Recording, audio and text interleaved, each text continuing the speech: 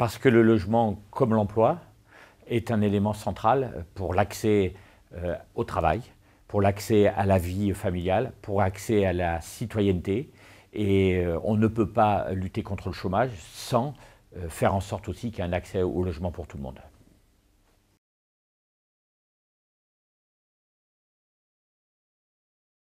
Les charges qu'on appelle charges fixes, qui sont indispensables à tout foyer, prennent de plus en plus de place dans les revenus, et le logement, évidemment, est la plus grande partie. Et si on ne maîtrise pas ces charges-là, c'est inévitablement tout le pouvoir d'achat qui est remis en cause, mais aussi l'accès tout simplement au logement pour une partie de la population, en particulier les jeunes. Donc il faut absolument maîtriser et aussi réguler le montant des loyers en fonction de la surface.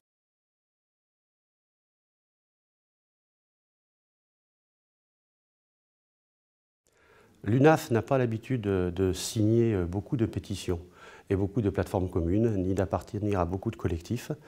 Cela est dû à notre mission d'institution familiale inscrite dans la loi. Donc nous sommes particulièrement sélectifs. Nous avons donc longuement réfléchi avant de signer la mobilisation générale pour le logement, mais il nous a semblé qu'il y avait plus d'intérêt à gérer l'urgence et les convergences qu'à s'arc-bouter sur nos nuances.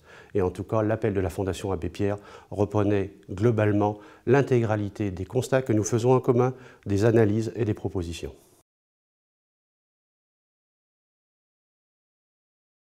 Nous voyons depuis plusieurs années que de plus en plus de familles se retrouvent en difficulté par le biais des charges.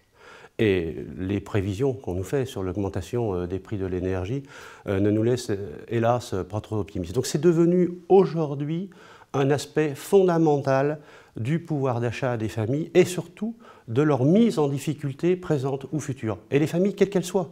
C'est-à-dire qu'il y a bien sûr les plus défavorisées, celles qui sont en totale précarité énergétique, mais aussi l'intégralité des classes moyennes qui se retrouvent aujourd'hui confrontées à cette réalité.